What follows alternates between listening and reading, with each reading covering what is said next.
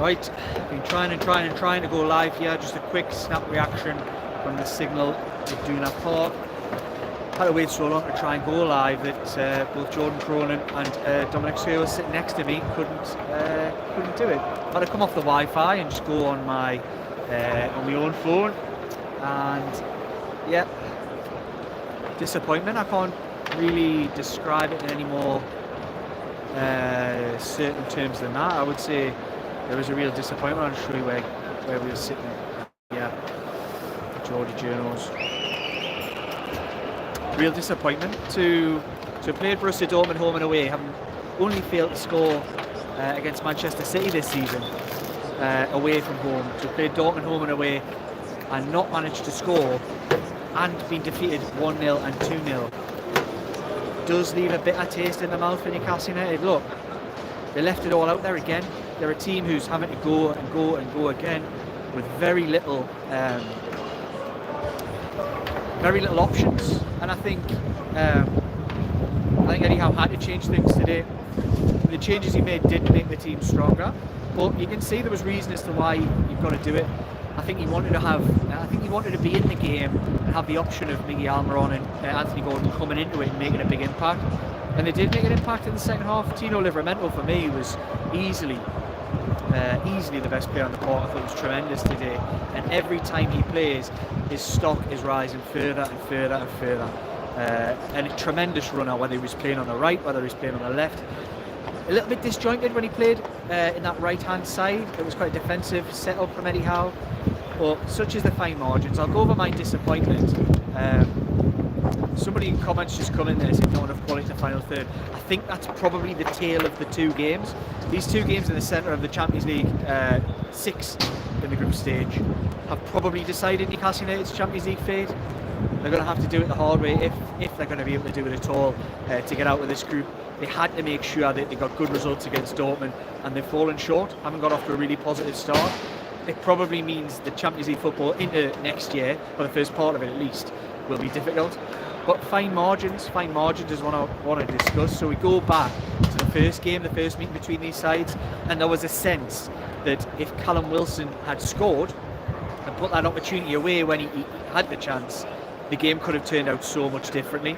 And it's almost replay to this game, and Joe Linton with a tremendous chance to score, a header in the second half, a lovely ball in from Livramento, I think it was, from memory.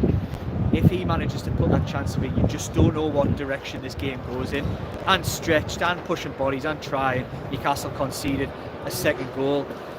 It was harsh on them, and I think we've seen the scenes from Dortmund today. There'll be a lot of disappointment among the fan base, but look, it is, I think somebody's just come in the comments there, too many missing. Yeah, I think the players did look tired. I think they really did at the end. And they've had to go and go and go again. This was virtually the same team that went against Arsenal and then won at Manchester United and went the week before and the week before that. It's been a grueling fixture list for Newcastle United, and they've just got injury after injury after injury. They're down to the absolute bare bones, as you guys all know out there, and Eddie Howe could almost barely select any other players than what he did. I think he tried to change it up and put a little bit of faith in Lewis Hall, who had a tough game. I would say that for both the starting. So I'm going to say both of the starting fullbacks for me. I would say they had a tough game. So I think it's really unfair to call out Lewis Hall, who I thought was weak for the goal. I mean, essentially, I would say you've got to hold these players to the same standards, whether they're young, old, or whatever they may be. And I think two players who would be disappointed with their performance today would be Kieran Trippier, who I think instigated almost, didn't mean to, but his mistake instigated the second goal. And I thought Lewis Hall wasn't great for the first goal. It's a shame. It's hard to judge a lad who's just turned 19, barely had any first team football, was making his Champions League debut tonight and was booked and hardly given a chance in the game by the referee for something ridiculous after around 10 minutes. So it's tough learning curve for players like that. But also another player on, like I say, the positives from it, if you want to say somebody on debut, Champions League debut, I'll spin round here so you can have a little bit more of a contextual view of where I am talking you from the other day. Livramento was probably the standout. I mean, if you're going to go through the rest of the team, as I normally do, just check out the Shields Gazette for Dominic Skerr's player ratings. They'll be going up probably just after he spoke to Eddie Howe. Same again for Jordan Cronin for Newcastle World. Just check out Newcastle World, you'll get his player ratings. They'll have marks. I don't tend to give marks, but I'll go through my team here, and I think before I do go man for man, I would say Livramento was the standout player, and I'll say why in a moment.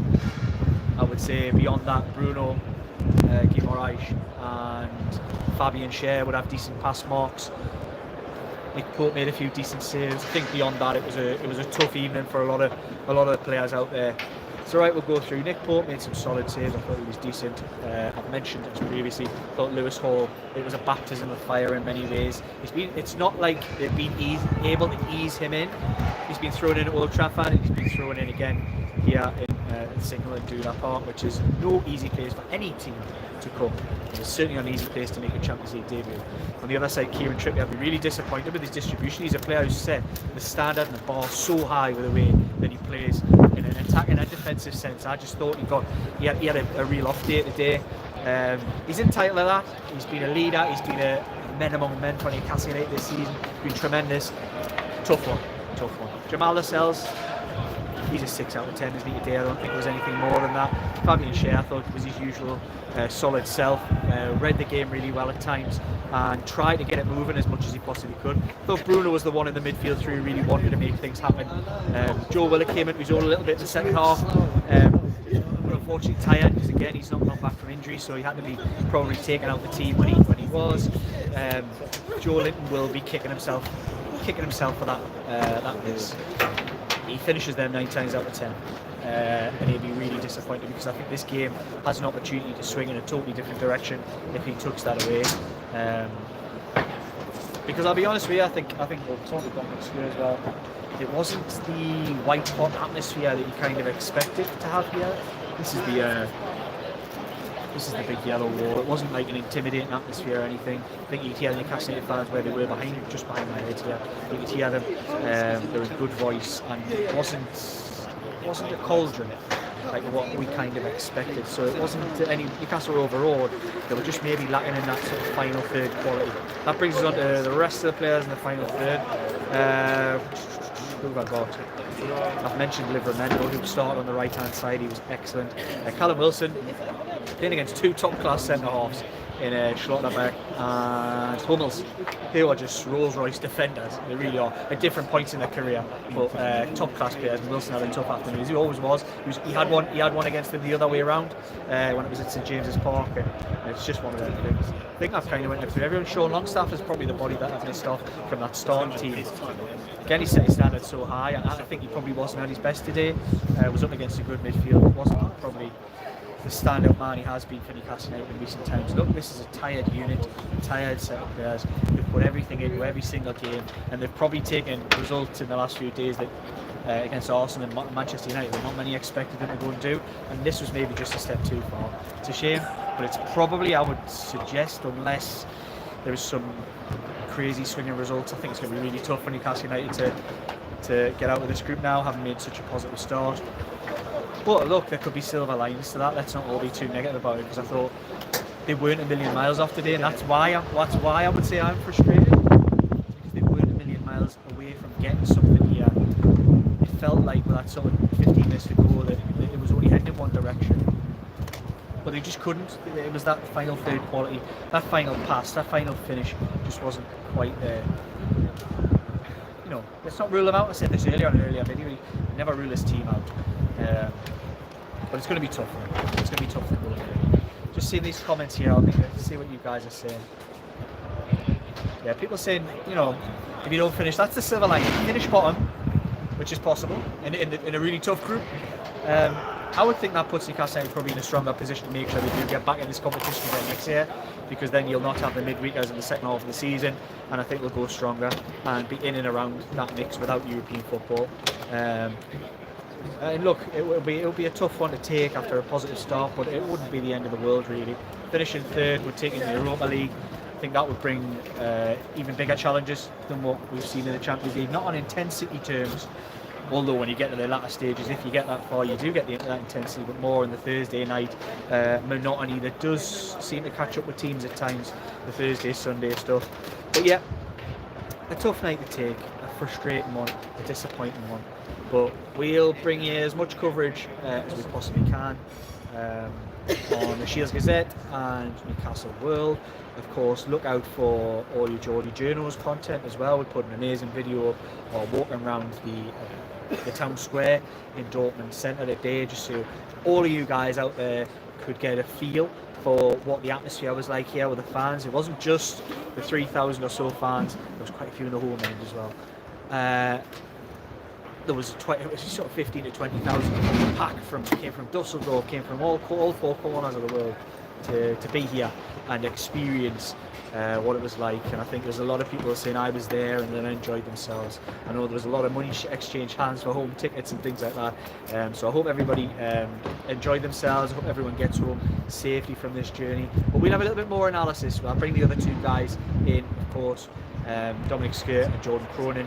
And we'll do a little bit more analysis and we'll talk a little bit deeper about what we think went on here and what we think moving forward into Bournemouth, as well as the potential of a Champions League exit or progression, depending on which way you say it. I'll finish off going through these comments. Daniel Kane, I see you coming in the comments. Miss Botman, yeah, I think they do miss Botman.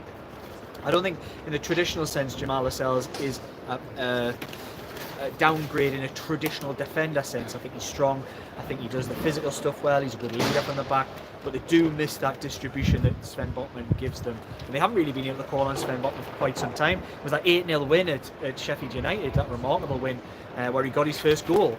It was the last time we've seen him kick a ball for Newcastle United, and it has been a miss, unfortunately. But you could say that of many players. I mean, you can go through that full list. Imagine having an Alexander Isak in the forward line today to be able to show his dynamism and his running and his quality of finish. Of course, would love to have come here, and that was probably one of the killers in that first game, was Isak getting that reasonably long-term injury. Just Newcastle lose that dynamism in the final third, which Callum Wilson is a big, strong, physical centre forward, good goal scorer at Premier League level, doesn't quite have that dynamic touch that an Alexander Isak has. But you go through so many of the players that are missing at the moment. The bodies in midfield, Sandro Tonali with the ban.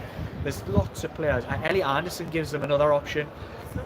So many players that would and could and should have made a difference, but it's just one of those things.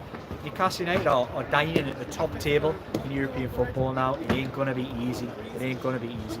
And the finest of margins, I would say, across these 180 minutes have probably cost them a place, I think, in the last 16 of this competition. They're going to have to rely upon PSG doing a number, I would say, on AC Milan tonight, and then Dortmund doing a number on AC Milan next time out as well, to essentially mean it's going to be a shootout, I think, for that third.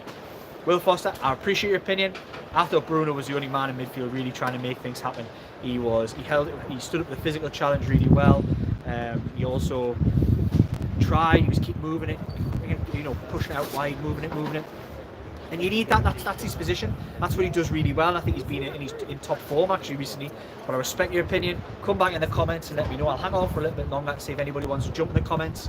Yeah, Nathan Page, I tend to agree. I mean, everyone's got their opinions. Will doesn't agree with that, Nathan. I do. I think Bruno Shaw, he belongs at this level. One player, I'll go back over this because there's more people joining. One player that I really think underlined the fact that he belongs at this level is Tino Livramento. I've not seen the stock rise of a player so quickly as what he has in recent times. That Manchester City performance, a performance here against Dortmund, then he was brilliant at Manchester United again last week.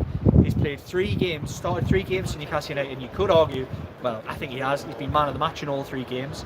As it's been mentioned by people who've seen him play a lot younger and in his style and the way that he goes about things, he's got a touch of the Gareth Bales about him, just on the right hand side. A strong runner, somebody who wants to run at his man, does a lot of the defensive work really well.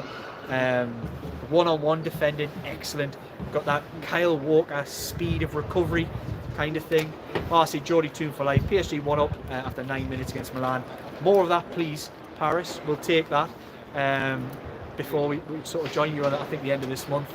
Geordie Journos will of course be there. But yeah, come in the comments, you guys. I'll hang on for a few more minutes if you're all enjoying watching it, and I'll answer any questions that you think. Come at us with any players that you think, did they play well, did they not? Gordon is a striker, yes or no? Yeah, I think Gordon can play as a striker. I think he's got the Isak dynamic about him. But I do think his best position is on the left-hand side. Newcastle can lose something when he goes in the middle, but they haven't. I think he's a player. Again, he's a young lad. He's 22 years old and is developing very, very quickly and getting better and better and better in that role. And he will only get better. Right, what we got to think we need another striker. Do you agree, Nathan? Thank you. Yes, I do. Ian Harper.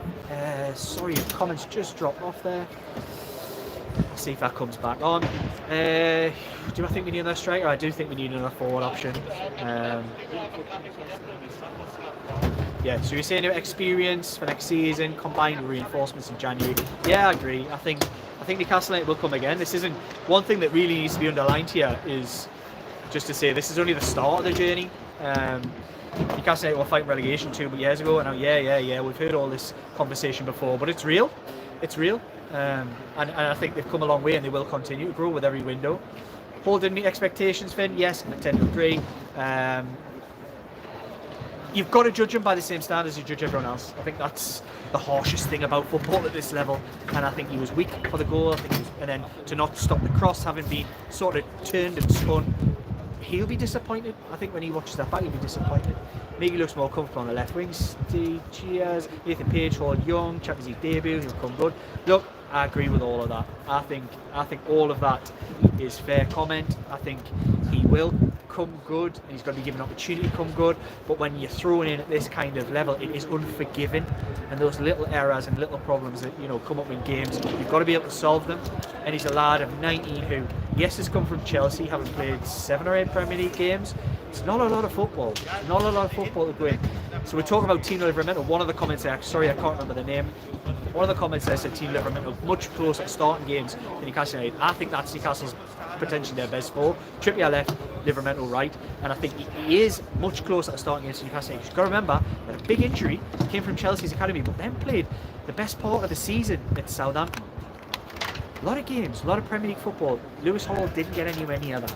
So there's a lot of learning to be done, and it was a big show of confidence from Eddie Howe to throw him in today, but I just don't think it quite worked. And look, like I said, I'm not going to judge the lad. This isn't a write-off of his career, a write-off of his standards and his quality. It's just, if you play in a Champions League game against some of the best opposition on the planet, you've essentially got to be held to the same standards as what you would anyone else. And I mentioned before, Trippier as well.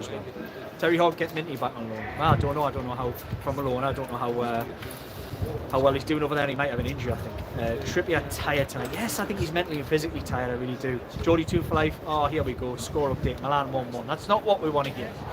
Nathan Page, so glad you're taking chances on Geordie Livermental. Yeah. And I think when you take chances on young kids and you take chances on people, you'll get some right and you'll get some wrong. Some will come good early, some will take more time. It's just about being patient with these lads. The unfortunate thing for Eddie Howe is he didn't have a chance to be patient with Lewis Hall. He's had to get these bodies into the team and freshen things up. Nathan Page, I don't think any other club would pay the money we did, to be honest. Do you think is that for Gordon or is that for Livermental? Look, both look worth their money, and I think in time to come it could be money well spent. Nathan, Daniel Kane, I'm happy with 3rd place, a real chance to win the Europa. I think Liverpool might have something to say about that, being brutally honest. But yes, it's a competition, and Newcastle have done well in the past, and I would have no surprises should they finish 3rd in this group. They would go and do well in this competition elsewhere. Right. Do you guys want to stay on a little bit longer? I'll give you a little bit of scan of what's going on around here. This is the press box where everybody's been stationed here for the night. And this was the pitch behind me. So Eddie Howe's been in and doing his press conference. I think the lads have been in there speaking to him right now. I think he'll probably feel very much, and I think come in the comments and let me know what your emotions are from tonight, because as whoever didn't see the start of this video, my emotions, I was talking very much about a sense of disappointment, a sense of what could have been. Nick, in less than 3 seasons we've got a relegation, finished 4th, perspective, quality. What a fabulous space we were in. Injuries is costly, and class is permanent. I think this team has got class. Steve, Dortmund more streetwise in the Champions League. Yes, this is a football club that is accustomed to playing at this level. Newcastle are just getting started. Geordie 2 for life. Jordan's throwing hot dog boxes on the pitch now. I don't know what you're talking about, but Jordan Cronin was equally as disappointed. I turned to him with about 5 minutes to go and said, "You're a bit quiet tonight, mate." And he said, yeah, because I'm disappointed. And I do think that'll be the sense that everyone this year, that everyone here will feel is disappointment and what could have been, because Joe Linton puts that away. I do feel this game is a different one. Sorry, I didn't catch your name. Seen someone coming there. All you could hear was the Toon fans. Pointed this out before. This was the famous yellow wall, and it was good. It was loud, but as soon as the drum stopped, the place went like a morgue. It was quiet, and it just shows, stop the drums in St James's Park. Let's get our atmosphere going, a proper atmosphere, singing, get behind the team and enjoying the atmosphere. Not this fake musician rubbish. It's a foreign culture. It's a different culture to what we're used to in football. I don't like it, and I don't agree with letting clubs in with that kind of stuff.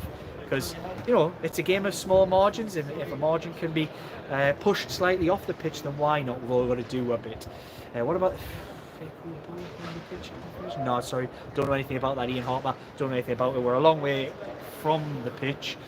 Seeing what's going on here, I don't know. There was obviously that fan protest. There was lots of bits and bobs. Can you see? Can you see on the pitch behind me here? No, you can't really see it. There's lots of bits and bobs down there. Lots of debris on the pitch. So there were some bits and bobs thrown, and there was a huge banner unfurled. But yeah, thoughts on Sancho? He could be a really good addition. Not for me. Sorry, I agree with everyone's opinions. Not for me. Sorry, I respect everyone's opinions, but not Sancho. Not for me. There's been enough question marks about Jadon Sancho to think I wouldn't be taking him at Newcastle United. I suggest it's probably more likely to come where he was loved here. Right, any more comments, guys? Because we're going to do a bit of an analysis video with the other two guys. I don't want to steal that thunder. So unless there's any more questions, stadium and football prices way forward. Yeah, 20's plenty. You've seen that from the Newcastle fans behind there. Great quality prices. And I wish football was more like that. Newcastle need more quality. Yes, I agree. Enjoy the ride. Should have been here. Great experience. Take it on the chin and start again Saturday, of course. 3 points Saturday and all is forgotten. 20's plenty. Couldn't agree more. I'm exactly on that. You shouldn't be pricing football fans out of going to see the game that they love. And I think places like this, you come to a place like this that live and breathe the game, and they look after their fans, and the fans give it back. And I think it's unfair when we start edging prices further and further and further up, pricing, you know, good people out of the thing in the game they love. Julie Trippier, sadly worst game I've seen him. Yeah, and he was culpable for that goal. He really was. Steve saved Journey home. No worries. Tune for like, thank you for like. Oh no, it's more than appreciate that you guys are watching. I'll do these things as long as you guys want to chat. Looks like a nice stadium. Yeah. It has been quite you know, it hasn't been of San Siro levels, even though very, very different. This is much more modern and a much nicer experience to be here, I would say. The San Siro had that aura about it. This doesn't quite have the aura, and it wasn't as loud and cacophonous as I kind of expected from this great yellow wall. Although there's some sight to see, it just goes on and on and on. All of it, this traditional type terracing that you might be able to make out behind me here. But then the safe standing at the top end. It was bouncing like it was at the way end at St James's Park. It had lots of flags, lots of bits and bobs thrown on the pitches, you can see. Not quite as loud as I thought. Newcastle United fans were behind me here in that little dark grey to, well, it's almost black box there behind me. They made a lot of noise. You can be proud of their efforts here today, because the back of the lads who put everything into this game, in my opinion. Right, like I've said before, I'm probably going to jump off here because I think we've got another video to do. I've got some bits and bobs to write as well, so I might hang on another minute or two. Any final comments or questions, just stick them in the comments box and I'll give you a shout out.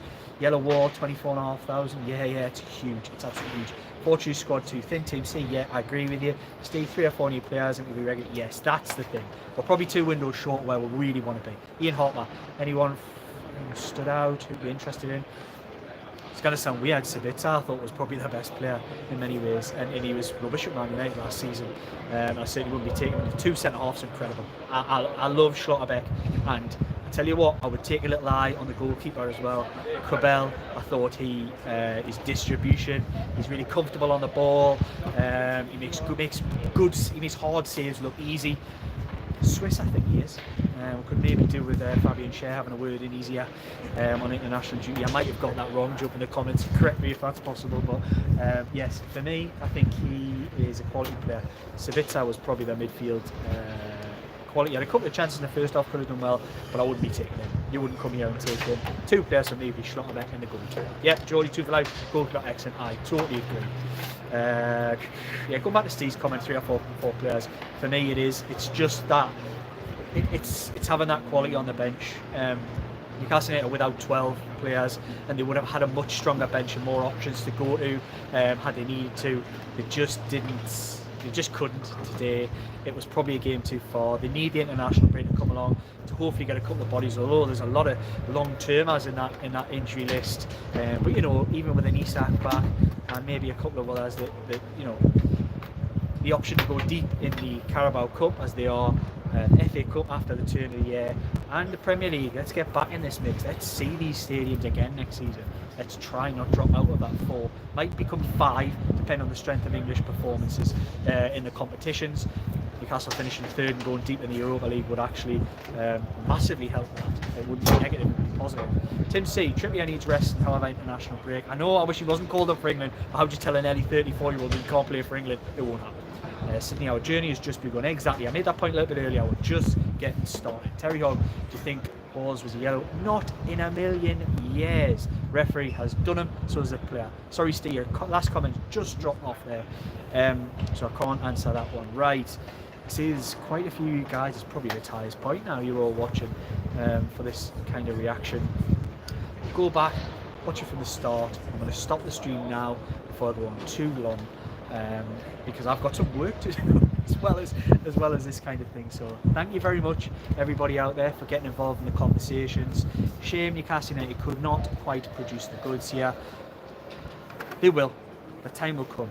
This club's time in the light will come. Absolutely no doubt about it. Tim C, cheers Liam, thank you very much. Thank you to all you guys for tuning in and keep supporting the Geordie Journos as well as all the work done on the Shields Gazette, of which I'm the editor, and Newcastle World, which I'm also the editor. A lot of jobs, more job titles than talent, I think. But we'll be here again. It's goodbye for now, but not forever. Newcastle will be at this level again. Cheers guys.